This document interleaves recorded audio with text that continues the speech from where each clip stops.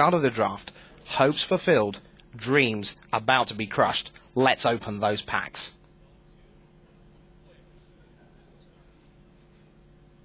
Hello and welcome to the draft of Proto Kuala Lumpur 2008 with Rich Hagen, Bill Stark. You are about to look at the man who we will be following in the draft. It is in seat 3. It is none other than Johnny Magic, Mr. John Finkel. There you see him, one of the greatest names in Magic. He is looking through his first pack. Now, Bill, let's get a look, if we can, at the cards got there. It looks to me like he has got a Mole Drifter in that opening pack. Right at the front there, there's a Gold Meadow Stalwart, Elvish Branch Bender, but the Mole Drifter is staying right at the front. Is that a Brian Stoutarm there, second in? It looks like his rare was a Brian Stoutarm. And the interesting thing about John this weekend, while most players have been pushing the aggressive strategies and the Kithkin decks and things like that, John has been sticking to his tried and true card advantage decks that try to grind people out over the turns. And it looks like he's going to stick with that, taking Mole Drifter as his first pick, which is generally credited as being one of the top commons to open. Taking it over the rare, taking it over possibly forcing Merfolk, which is generally not usually something you do in the first pick, taking it over the removal spell and Weed Strangle, and over some Kithkin cards. All right, so they're shuffling up for pack 2. John is being fed by Mario Pascoli, the Italian champion, and he is passing to the Chinese Ming Shi. So here's pack 2, Fistful of Force. There he's looking at Caterwauling Boggart, Knucklebone Witch in black, Flamekin Spitfire, and what's he having a look at there? A couple of blue spells that he's interested in. Moving some interesting cards to the front there. Deep Tread Marrow, not generally a second pick card, but if you're interested in going blue, if you're really that focused on drafting that type of deck, you never know what a guy like John might pick. Yeah, and Wings of Velisfel, I mean, again, that's a nice combat trait, but it doesn't feel like an early pick particularly. Yeah, he does have that Gold Meadow Harrier, which is a very popular and important aspect of the Kithkin decks. It's not only a one-drop, but it's also a way to force your creatures through later, so that might be something he's considering. He did push the Flamekin Spitfire up a little bit, which is another efficient elemental. It's a good way to gain some card advantage by making sure that you can kill your opponent while you're killing the creatures, but he's going to go with the 1/1, the Gold Metal Harrier.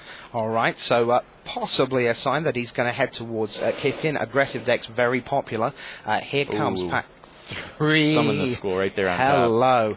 And am I imagining things, or did he pass Drowner of Secrets in pack 1? I believe he did. He did pass Drowner of Secrets in pack 1. That's something that might table, but it's also one of those things that people see third pick and generally take as a sign that Merfolk is open. So we'll see what he does with this Summon the School here, whether he's interested in doing something like that. It looks like he is, yep. Yeah, absolutely. And potentially, with the fact that Drowner of Secrets is a card that has gone down in value with the addition of Morningtide, he may even hope that Drowner of Secrets comes back to him when it wheels the whole table, and he can get it pick 9. Yeah, a lot of players I spoke to this weekend said that Merfolk was one of the tribes that lost a little value with that Morningtide pack because it doesn't have Silver Gill Dowsers in the pack 3, Stony Brook Anglers, Judge Occurrence, a lot of those cards. However, if that means players are going to shy away from that archetype, it actually maybe makes it a stronger archetype if you're able to get all the cards and corner the market on that in the first pack.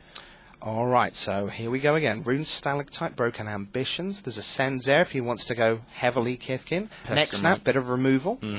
Pestermite's a real strong pick there. Yeah, Pestermite. Yeah, also, particularly for a really strong player. I mean, Pestermite is the kind of card that for an average player is just nice and is generally used. You go, well, in your opponent's turn, I'll tap down one of your attackers, and that's a perfectly fine trick, and it's a 2/1 body.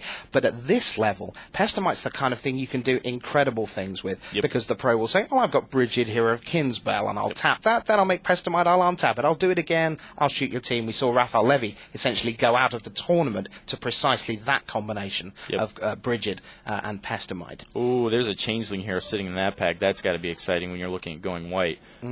Although, he's going to take the Avian Changeling, also a good pick. Now, is that all about tempo and the idea of curve, that he wants a 3-drop and the 5-drop, the life gain? He's not looking at many things up there?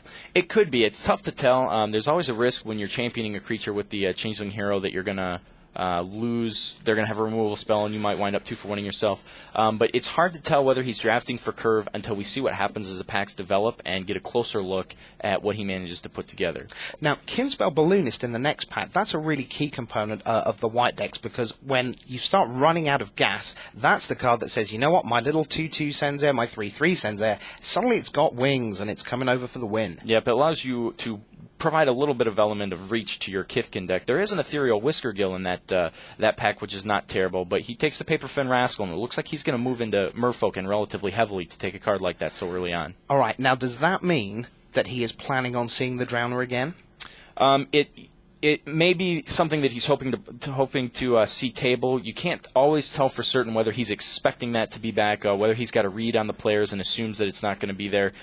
This pack, it's a little short on blue cards. He's going to take the Ponder, which is fine. There's a lot of green and red in there for whoever he's passing to. Yeah, come to that. It's a pretty weak pack, period. I mean, yeah, right, there weren't many blue cards. There weren't many any cards. Sure. But you get packs like that where, there were only 2 cards to begin with, and one of the other players at the table is blue. By the time you get it, there's, 1 card left. That happens, and it's not something that you necessarily need to be concerned about so early on in the draft. John got a smile on his face. Yeah. Not giving any information away. All right, so on we go. They're passing the pack. Ming Shi being quite deliberate about things. Players watching at home don't realize that all these packs have been pre-opened by judges to make sure that there are no missing cards, there's no errors in the print run, anything like that. So these packs are pre-approved. And, of course, they take the foils out as well. And the tokens and the informational cards. So Kinsbell Skirmisher, or if he wants to go with the Merfolk idea, Wellgabber Apothecary, which is a pretty clunky card. It is. And there we go, he takes the Skirmisher. Takes the Skirmisher. Yep, Apothecary is usually one of the cards in the Merfolk deck that you want maybe one of, and you can usually pick them up pretty late, even in that second pack. Oh, for sure, because it's not a card that really does a lot in any other archetype than the blue-white. Sure. Next pack, and what have we got here? Lowland Oath, the Gold Meadow Stored. Yes, now that's come back, so that's kind of good news. He'll be probably, yes, he goes for that, surely. Yep, I talked to a few players yesterday, Paul Chion in particular, who was complaining against playing against Nikolai Herzog, said the guy had gold medal stalwart every single time on his first turn. It's one of the top creatures to have in that Kithkin archetype to get a jump on the tempo against your opponent. Of course, Amiiboy Changeling also help him out with the Merfolk, but it looks like he's going to take the 2/2. Yep. So we're pretty solidly heading towards some kind of blue-white affair, aren't we, at the moment? So Gold Meadow, dodge it, but that's not the value. No, that's definitely not the value. A lot of black cards in that pack. We can't tell if they're all good. It looks like there's a Nectar Fairy and a Knucklebone Witch, Hornet Harasser. So it looks like the black's pretty strong. But looks like we've got a Kinsbale Skirmisher. Yep, that's an excellent late pick for John to pick up there before he passes the card. Let's see what's going as he rounds. Ooh, Sin's Heir and Tideshaper Mystic. That's going to be a tough choice. Could go either way on those. If he's going to stick with the Kithkin deck, he'll take the Heir.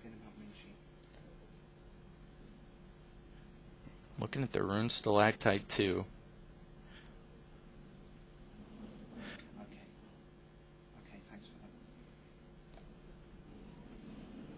Okay, takes a Sen's Heir. Yep, it looks like we're going to move towards a Kithkin deck with John.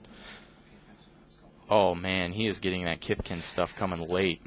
Those are some late picks that are just perfect for him. Yeah, Lairwatch Giant, he doesn't take, he says, there's no way I'm playing a 5-3 for 6. That guy is not a good monster. Nope. All right, we are closing in on the end of Pack 1. They get a minute to review, and that means, Bill, you get a minute to review. Tell us what John's got, man. John looks like he's got some solid opens. If he read quickly that Kithkin archetype was going to be open, and boy did the cards come late for him. Kinsbale Skirmisher, for folks watching at home, is the 2/2 bear that gives +1/+1 to a creature when it comes into play. Doesn't necessarily seem like an excellent pick to get really excited about, but when you're drafting the Kithkin archetype and you're just simply looking to get in on the ground as quickly as you can, that's exactly the type of body you want on turn 2, particularly if you open with Gold Meadow Harrier. Yeah, especially, and not just Gold Meadow Harrier, because from Morningtide you've got cards like Sen's Tactician. You're going to actually want to put a 1-drop out there, and then your 2-drop Skirmisher means you can hit for 2. Now, a very important piece of information from our 5-time Pro Tour top 8 man on the floor, Scott Johns, is that next to John Finkel in seat 4, the Chinese guy, Ming Shi, he took the Drowner of Secrets pick 2, and he picked up another Drowner of Secrets in his opening pack. So he is drafting the Merfolk deck. So John will not be using that Paper Fin Rascal and Summon the School. Can you imagine what Ming Shi would have done with Summon the School to go with the pair of Drowner of Secrets? And we may see him use those cards eventually without actually necessarily putting a Merfolk deck together. Time will tell. Ooh, there's a Wisenson. That's exactly the type of card you're looking to open if you're in the Kithkin deck. Yes, thank you so much. Another Balloonist, Firebelly Changeling. if he wants to add some red along the way. But Wizensen, first pick. Yep. Thank you so much. Wizensen's a card that has really changed value with Morningtide, because you used to find if you were drafting Kithkin in triple Lorwyn that you would get Wizensen 7th, 8th pick in the final booster. Of course, there is no final Lorwyn booster now, and so when you see them, you really got to grab them. Yep, and he was happy to take that out of an otherwise weak pack. And someone to the right of him, and again, they're passing to the right in this pack, is really going to appreciate that Cloud Thresher coming through. Yes, absolutely. Berserker Briarhorn, very nice. Kithkin, Harbinger, hello. That Briarhorn and the Changeling Berserker there are both splashable. He got a Giant's Ire in the late in the first pack. Sometimes the Kithkin deck splashed the red for a little bit of reach. Not very likely. It doesn't look like he's considering the Changeling Berserker. Did get the Kithkin Harbinger. Sometimes you'll see players use that in the Kithkin deck. Yep. He's going to take it. Some players don't like it there because it's not very aggressive, but it searches out your Changeling cards. It can be very good. I think also the thing with that is that in a Kithkin deck with a card like Wizensen, you have an obvious target. That is Thundercloud Shaman and Tarfire in that booster. Oh man. What? Look at that red. I haven't seen. Oh man. And meanwhile, he looks at basically a vanilla card like Kithkin Greatheart. That is bonkers red. Yeah. It might be there's a strong signal there to move into red. It could be that pack was just a little bit insane. He's going to take the Kithkin Greatheart. He says, you know what, boys to my right, you can fight for the red all you like. Absolutely. And that Thundercloud Shaman might come back to haunt him, but it's tough to second guess a guy like John Finkel and try to say that was a mistake, because he absolutely has been too successful to do that. Sure, that's a Death Render, archetypally speaking, in terms of an artifact there. A little Gold Metal Dodger.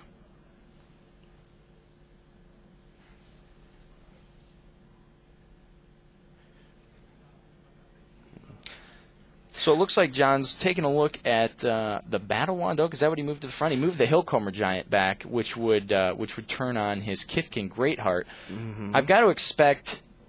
We look at this pack. The red got cut pretty quick. It looks like there's only a Stink Drinker Daredevil, I think, was what we saw there. So he's got Hillcomber Giant at the front. Something that Scott Johns just mentioned is that, sure, there's that pack of 4 red, but even if red is coming, it's only coming in that direction, which means you're going to get a little bit now, but not a lot later.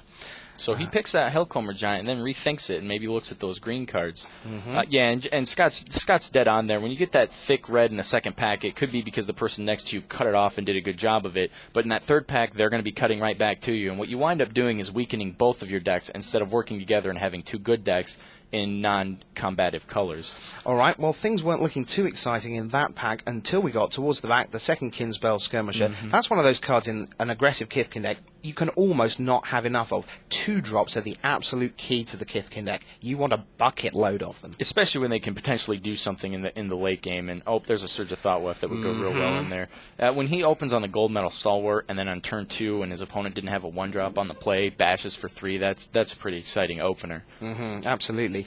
So pretty strong at the moment, we'd say. Yeah, he's getting the cards you want for the Kithkin deck for certain. He pulled that Surge there. That's definitely one of the top combat tricks. There's a Shields of Velasvel that would work well against that Thundercloud Shaman, but he's going to take the Ponder. Loves his card draw.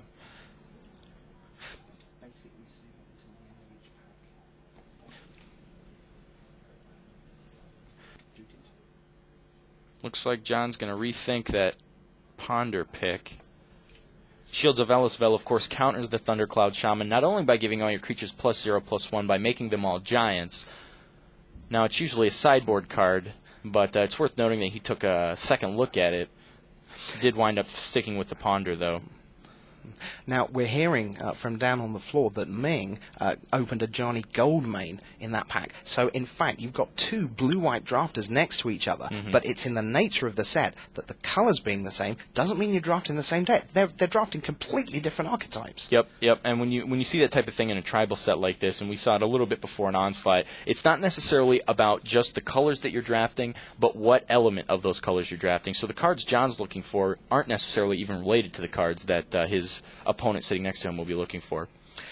on the far side of the table, you've got Guillaume Waffatapa and Mike Rohn next to each other. Those two guys, there's a picture of them in the dictionary next to imperturbable, and I'm sure they're navigating just fine. Another Kinsbell balloonist for John there. Now, that's the kind of card you don't want too many of, because the 4 slot you want to keep pretty clear, because most of the time you want to be going, here's a 2-drop and a 2-drop on turn 4, rather than a single 2-2 guy. The balloonist is pretty much a late game card. Yeah, as I said before, it's one of those cards that gives the deck a little bit of reach, especially if you're in something like white-green. You don't have the type of burn, you don't have the type of push to get through, really. This pack, it looks like he's going to take a look at Senzair and Rune Stalactite. Going to take the Senzair. With the amount of Kithkin cards he's got, it really looks like he's putting together a pretty solid Kithkin deck. And having all those Kithkin spells can come back to benefit you in multiple ways in that third pack, but particularly with Kithkin Zephyronaut. The Zephyronaut, of course, the 2/2 kinship creature which can get flying and turn into Sarah Angel. It turns out that Finkel is actually surrounded by planeswalkers. We know that Ming, she has a Johnny Goldmane, but it turns out Mario Pascoli, the Italian reigning champ, he owned Chandra Nalar. And so he will be very happy with that suite of red that came by in a little flurry in pack 2. Absolutely. And I think for John, looking at potential opponents he would play, if he were to play against either of those planeswalkers, I think he's got to prefer to see a Johnny over Chandra, because Chandra is the type of card that can buy his opponent the time to stabilize against overwhelming forces. Last couple picks we're rounding up here in the second pack. Nath's Buffoon and Bog Hoodlums. Bog Hoodlums, incidentally, was the least loved card in the entire set. That's officially from Wizards. Somebody has to beat Bog Hoodlums. Nobody loves you, sorry. And on this Valentine's Day, what a sad story for that particular Hoodlums. Bless. We go to the deck, looking back at the cards he picked up. He picked up the Kithkin Greatheart and the Harbinger. Nothing real exciting to get with the Harbinger just yet. He does have that Avian Changeling, and of course a whole host of Kithkin creatures. The Surge of Thoughtweft might be a good pick for the Harbinger. And of course he has the Wizened Sen to go again, and that's the one that, apart from anything else, I mean, Wizened Sen, yes, it gives everything +1/+1. What it actually does is say target opponent discards target removal spell, because Wizened Sen doesn't live in play ever unless you're winning. Exactly, and part of the reason you're winning is because it did win. It did stay in play. It looks like he's got. Is that a play set of Kinsbale Skirmishers? He's been able to pick up a whole bunch of them. Yeah, it's a shame he didn't get another pack of Lorwyn, because if he got 6, then he could get it turned into 3D art, because of course we've got the Japanese artist Okubo here, famous for taking 6 or 7 of a card and turning it into 3D. Absolutely incredible watching him work this weekend. And just seeing some of his art. I was talking to a lot of the players who were just delighted to see that he was here this weekend. And you look at some of the stuff that he does, and it's so hard to figure out how he can spend that much time coming up with some of that exquisite art. All right, let me ask you this. Yeah. Looking at the number of cards he's got there, he's got an awful lot of white, not that much blue now, and of course that's partly because of Ming Shi on his left. Would he contemplate going mono white here? Yeah, absolutely. If Mono White's what's coming, I spoke with Nikolai Herzog earlier yesterday, and he said Mono White was actually one of the decks he preferred drafting. Green White, Mono White, that's what he's looking for. Oh my lord. Now, there's a weight of consciousness there, but much more weight of conscience. Much more importantly, there is a Stony Brook Schoolmaster, which if that goes left to double Drowner of Secrets guy, wow. Yep, that could be very good for him. John's going to take the Weight of Conscience. Now, Weight of Conscience is a solid removal spell, although it doesn't prevent his opponent's creatures from getting in the way of his attackers. Of course, Weight of Conscience says the creature cannot attack, and if you tap 2 creatures that share a type, you can remove it from the game. But if you're busy doing that, that means you've got 2 creatures which you've tapped to remove it, and if you're not at that point yet, they've still got a blocker, so that can be tough. All right, Coordinated Barrage there, so that's another nice cheap removal spell, and he's going to have plenty of Kithkin to turn it on in a big way, so potential to take down something quite big, even like a Cloud Crown Oak or something like that, can deal 4 damage potentially in this kind of deck. Yep, and it's very, very good. It's perhaps even better than the Weight of Conscience in his archetype, just because he's playing out those creatures on the first few turns, and then when the opponent plays the Cloud Crown Oak on turn 4 with maybe a Grey Ogre in play, he can attack, remove it, and maintain that tempo significantly in his advantage. I wonder how Calafel in the black top there is getting on with Guillaume Waffatapa on one side, Nikolai Herzog on the other. That's pretty intimidating. John just picked up a pretty solid rare look there. Captain.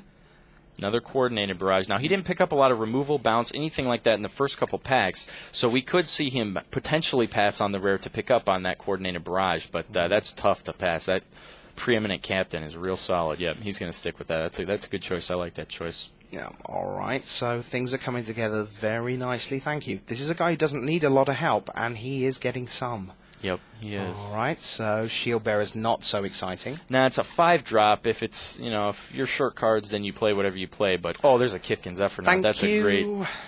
That's one of the top 2 Kithkin commons that really made that archetype a lot better. Of course, the other one being the Bombardier, which reinforces a creature for 2, or is simply a 2/2 flyer, which you can't do wrong with. 0.38 of a Serra Angel. Exactly. So Kithkin Zephyr, as I said before, that's going to be real solid in his deck with the number of Kithkin cards that he's drawn. And again, Stoic Face as always, John not giving any information away about whether or not he's excited with his deck.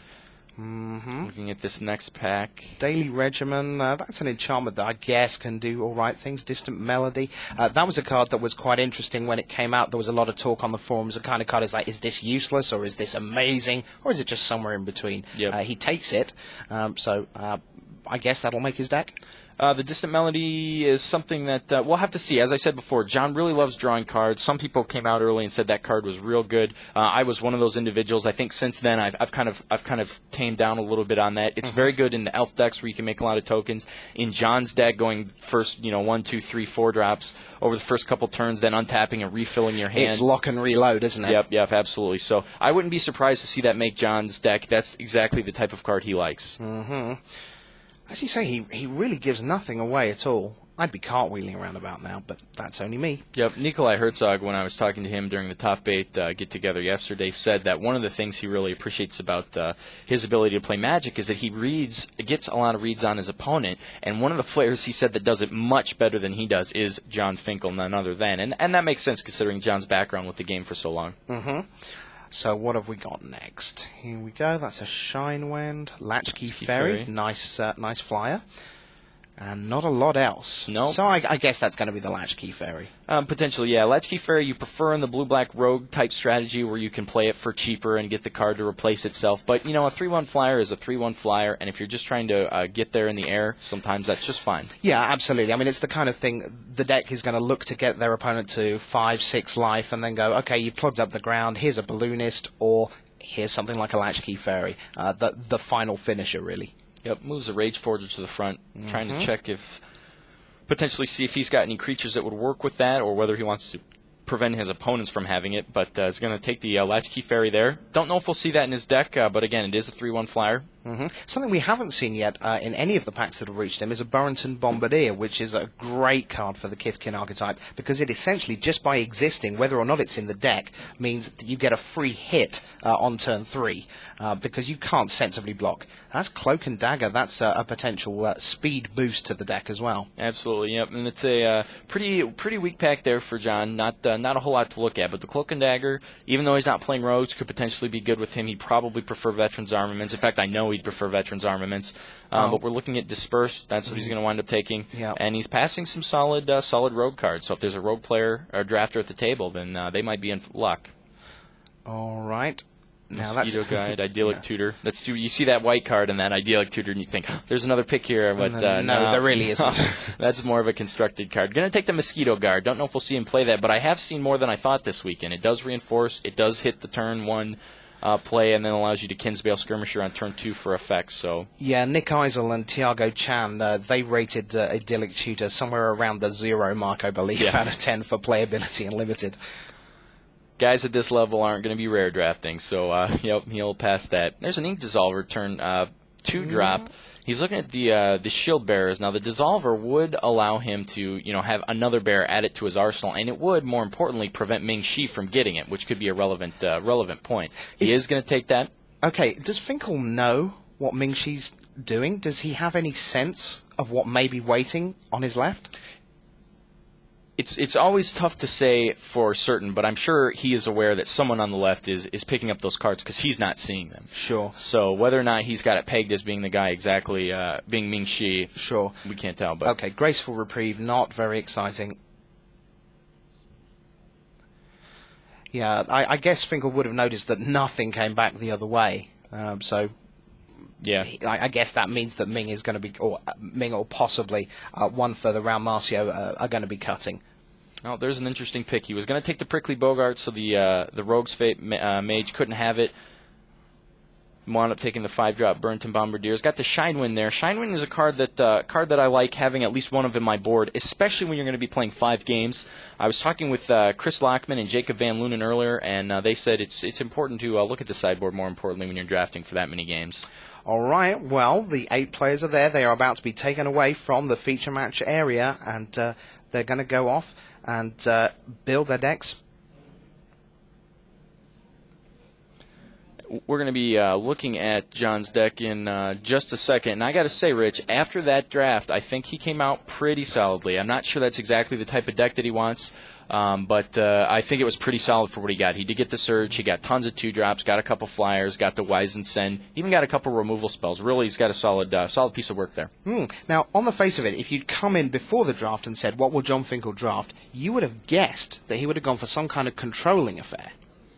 Yeah, I think that's probably what you would have taken, but you would have been safest saying John Finkel's going to draft blue. I mean, that's what he's been famous for, and he actually, of course, did that. We saw him do that. Even if he's drafting a blue aggressive deck or just using the blue as the splash, he just loves drawing those extra cards. And the reason is because he's such a great player and so much better than even the competition in this top 8, not specifically all of them, but just so very, very good that the more decisions he can create for his opponent, the more likely they are to make mistakes and the more likely he is to be able to capitalize on them. And, of course, the more cards he draws, the more decisions he puts them to. So it's no surprise to see him do that. Okay, so that's John Finkel's draft. We're pretty excited by that. Let's get down onto the floor and have a word with Scott Johns, who's been looking at some of the other stories within the draft.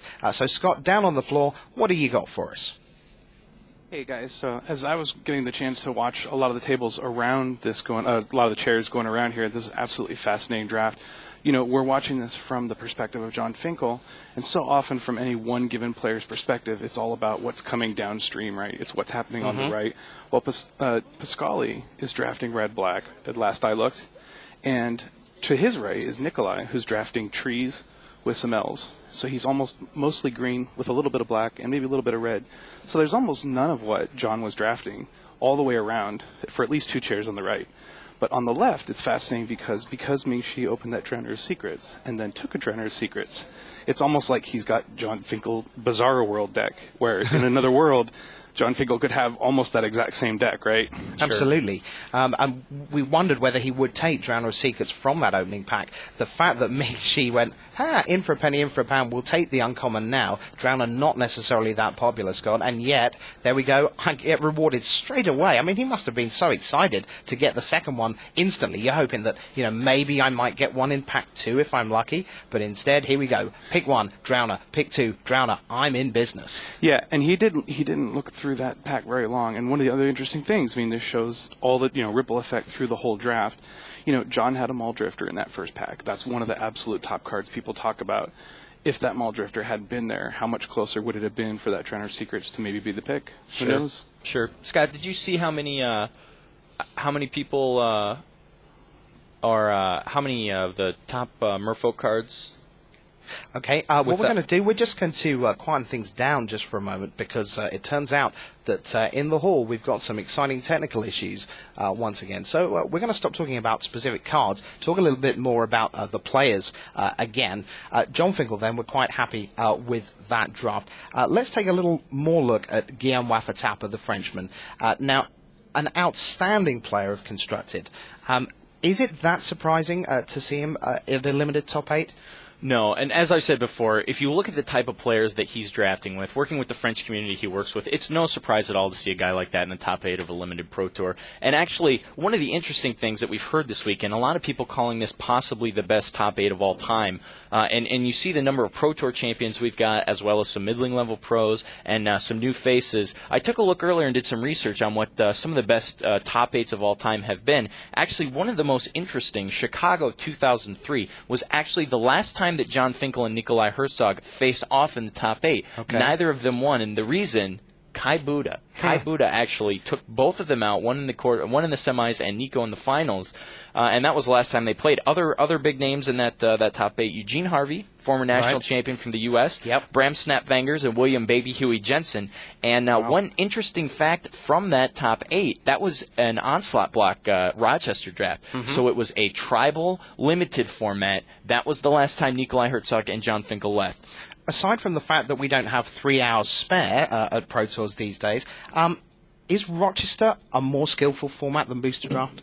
I think most pro players will tell you that, and it's because it's actually kind of funny. It's because Rochester Draft, you see all the picks are face up. So all 15 cards get laid out. Each player picks one, and then the 8th player picks 2, and they go back around the table. Yeah. So you know when the person sitting left to you is actually taking cards that should go in your deck, and that can lead to some interesting situations. You'll recall at a Pro Tour a few years ago, Osip Lebedovich was so upset with the people sitting next to him, with his neighbors, for taking his cards, that he intentionally took a card that had nothing to do with his deck very early on, would have been great for the guy sitting next to him, ripped it into pieces and sprinkled it on the table. The guy sitting next to him got the message, got out of his colors, and Osip managed to 2-1 that pod. Yes, I punish you for being naughty. Exactly, Absolutely. exactly. All right, so the players are off into seclusion to build their decks, and we will see what house of cards they can construct. We will be back with you in a little over 20 minutes' time. We're going to go and see what they do. So for now, see ya.